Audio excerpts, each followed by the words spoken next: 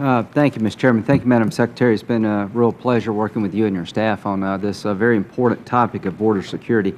Let me start with the waiver provisions as inquired by Senator Lee. It's my understanding that there is no waiver for an aggravated felony, for a felony or a national security problem, that those three areas are not waivable. Is that correct? That's my understanding as well, Senator.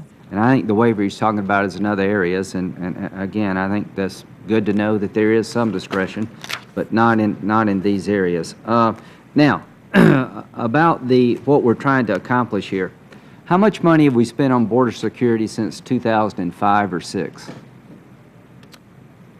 Billions. Okay, multiple billions. Yes, sir. I think we have 21,000 Border Patrol agents down at the border now. 21,370, I believe, is today's count. I think we've doubled that. That's doubled what we had in 2005 or 2006. Is that correct? At least doubled, yes. At least doubled. And this bill adds 3,500 more. Is that correct? Well, it adds 3,500 more CBP officers. Okay. Yes, it does. Okay, it adds more people to help secure the border. Yeah, who are stationed at the border. They may be at ports, not necessarily between ports. But to enforce border security. Yes, indeed. Okay, so we've doubled the number of Border Patrol agents since 2005 and 6. This bill, we're adding 3,500 more Customs and Border Patrol officers to help secure the border. Under this bill, we're also trying to achieve a 24-hour day, 7-day-a-week presence, situational awareness at the border by having more unmanned aerial vehicles. Is that correct? Yes, and I would mention there that I would include not just UAVs, but also different kinds of sensor and radar systems that work better in partial areas of the border. And we're going to spend $3 billion, I believe, on carrying out the border enforcement strategy. The initial phase, yes. Initial phase, $1.5 billion to try to complete the fencing.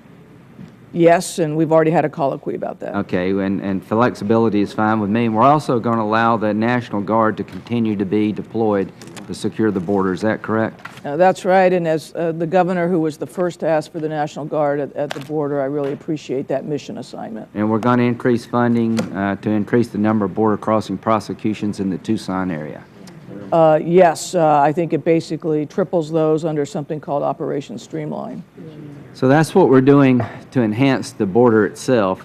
Do you agree with me that controlling jobs inside the country is just as important as securing the border?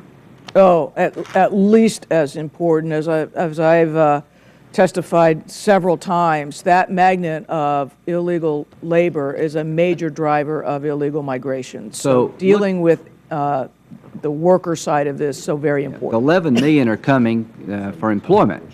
We're not being overrun by 11 million Canadians. They come to visit, they go back home, they live in a stable country with a stable government and a good economy. We're being overrun by people from corrupt and poor countries. They come here to work. And our theory is that not only should you secure the border, but the second line of defense is controlling a job so that if you get across the border, you can't find a job because of E-Verify. Is that correct? That's the intent of the bill, yes. Okay. So now, 40% of the people here illegally never came across the border. They came in through a visa system at airports and seaports. And one of the triggers in this bill is to get an entry-exit system up and running so we'll know when a visa expires. Is that correct? Yes, an electronic entry-exit system, air and sea, yes. So the 19 hijackers on 9/11 were all students here on visas. Their visa expired and the system did not catch that. Is that correct?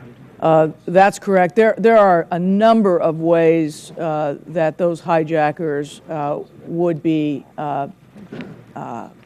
revealed under the bill. And now we have a pretty robust guest worker program providing legal labor to employers who can't find American workers. That's part of the bill. Is that correct? Right, and both for ag, but unskilled and high-skilled. So the combination of systems work in concert, increasing border security through fencing, technology, and manpower, controlling finally at a national level who gets a job, plus providing access to legal labor as a multi-layered approach to trying to achieve border security. Do you agree that they all work in concert? It is an interwoven system, absolutely. Okay, and if we can make it better, let's do it.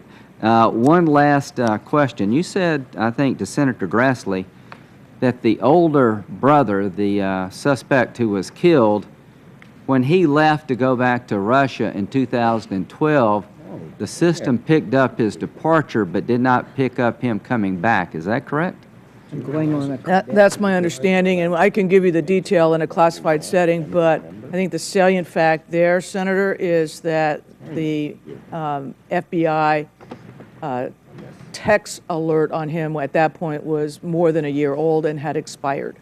Well, the point I'm trying to make is after having talked to the FBI, they told me they had no knowledge of him leaving or coming back.